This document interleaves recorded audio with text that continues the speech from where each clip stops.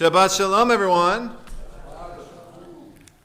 On Thursday night, just a couple nights ago, I came home after a long day here at the shul, doing Jewish all day, and when I entered my house, my poor wife, who had been juggling my 3 rambunctious boys all afternoon, she was completely done with them just the moment I walked in the room.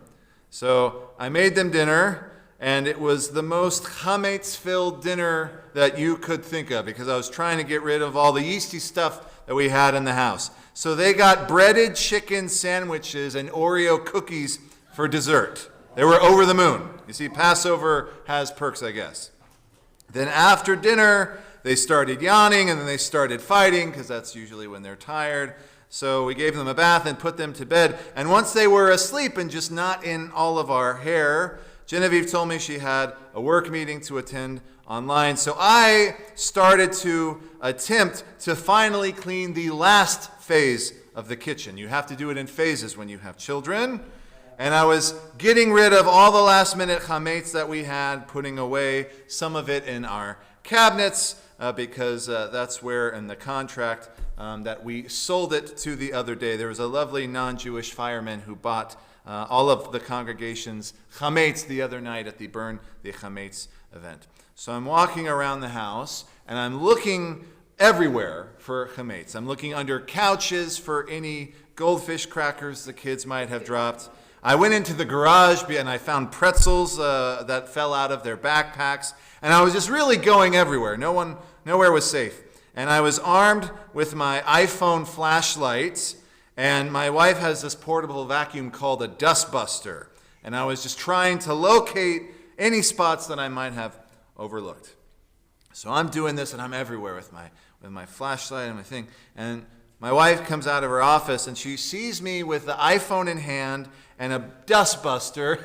And she had a big smile on her face because it was a pretty ridiculous sight to behold. I probably looked like one of the Ghostbusters, except more Jewish and less cool, with my dustbuster. And in that very silly moment, I thought of the traditional search for chametz that our ancestors used to do in the old country. And you see pictures of this. It involves a candlestick and a feather, and is usually performed by children. Yet here I was, as an adult man, a rabbi even, with an iPhone and a dustbuster in 2025. And in that space, it seemed to me like the search for chametz had evolved into a technologically simpler event, but yet it was a seemingly more silly mess. Allow me to say something that a lot of rabbis, and certainly a lot of Jews, feel around this time of year, but rarely do people have the courage to say it. Passover is complicated, especially this year. Hopefully you are aware that Pesach begins tonight, but it's actually a rare occurrence that Passover begins on a Saturday evening. It's actually only happened twice in about 30 years. When it does fall on a Saturday night, the sages decree that we were supposed to burn our chametz without any blessings the day before, i.e. yesterday morning. And then this morning, or around lunchtime really, depending on who or what timeline you're looking at, we are supposed to only say the second part of the bracha to nullify our chametz, since we can't burn it today because it's Shabbat.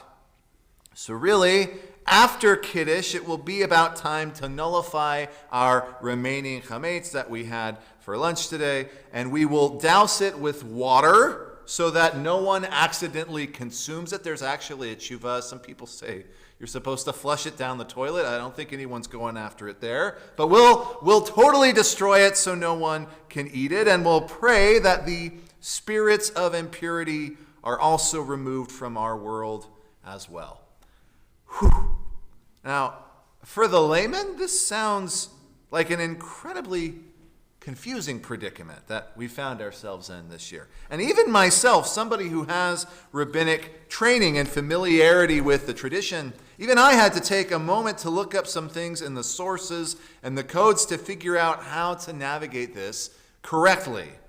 And the more I looked at this particular predicament, the more I was relieved, because even the early sages, the earliest of sages and rabbis, they had confusion, and they have disagreements on how to celebrate this holiday. Much of the outline of the sacrificial system in the tabernacle and in the temple is outlined in the book of Vayikra, which our Torah portion for this Shabbat, Parshat Tsav, is found. And like I mentioned in my sermon last night, there are several offerings in this parsha that one could offer to God voluntarily. But the Korban Pesach, the Passover sacrifice, this is completely mandatory. However, the rabbis of the Mishnah aren't so convinced about how to do this properly. They theorize a multitude of conflicts that could occur when the Kohen, the priest, attempts to slaughter the Passover sacrifice. So they ask, what if he is slaughtering it for someone who can't eat it, i.e. somebody who is tameh, ritually impure? What if they're not circumcised? What if the Kohen slaughters it at an improper time? What if he does it to atone for another sin that the person committed, instead of slaughtering it for the purposes of Korban Pesach, the Pesach offering? The list goes on and on and on.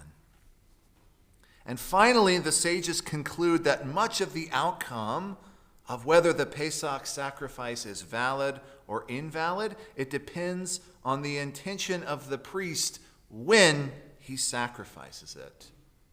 If his intent is to sacrifice it as a Korban Pesach, a Passover offering, only then is it valid. But it's interesting to note that it's what he's thinking about while he's doing it. His intent. That is what makes all the difference. Now, this might seem silly, but as we all know, intent matters, especially in terms of the American legal system. Oftentimes the why, or the intent of why someone committed a crime, is a big topic of conversation, especially when it comes to the sentencing of that individual. Intent can also be used in schools and academia as well. I've mentioned before, friends, I'm just terrible at math. I'm awful at anything numbers. And I probably mentioned that even as an English major, they made me take several really simple math classes that were incredibly challenging for me because my brain just doesn't do numbers. And I had one particular professor, bless this man, he was a mensch. And he really did his best to help me understand algebra. I also think that he knew that if he flunked me, I'd just be back in his class the next semester. He didn't want to do that again, so he really tried to help. But in any case, he would do this thing where he would always offer partial credit on our math tests if we showed our work, even if the answer that it led to was an incorrect answer. For him, it was the process and our intention of seeking the answer that was as important as the answer itself. And so too, friends, I think our intention for this holiday is as important as the outcome itself. All week, I don't know about you, but I've been looking at ingredients of foods, trying to discern if it's chametz or not. I've been looking online and at different rabbinic sources, and I've been reading different Haggadot, trying to make sense of what all of this means. And if I am slightly confused or overwhelmed, then kol v'chomer, all the more so many more Jews must also feel like they're in over their heads. I started this sermon off describing my hunt for chametz armed with an iPhone and a dustbuster. And many rabbis and many poskim and many Jews might not even think that that's acceptable. But you know what? I'm doing what I can. And I think God accepts that. Because if there's anything I know, it's that Judaism is rarely all or nothing. And I hope that the divine gives me credit for what I'm capable of doing and for the intent in which I do it. So friends, this holiday, I want to encourage you to do what you can. If the standard feels too impossibly high, and you don't think you can ever live up to what many think is the acceptable way to do Pesach, then figure out what is important and meaningful to you this Passover, and try to do the heck out of that. And even if it's wrong, or if it's not as good as your neighbor or your friend or your cousin who lives in Brooklyn or your aunt who lives in Israel, if you have the intent of trying to understand this holiday, and the idea that our ancestors were slaves but we aren't, that kind of thinking will lead you through the sea of reeds this holiday and to the other side where freedom awaits. Shabbat Shalom and almost Chag Pesach Sameach.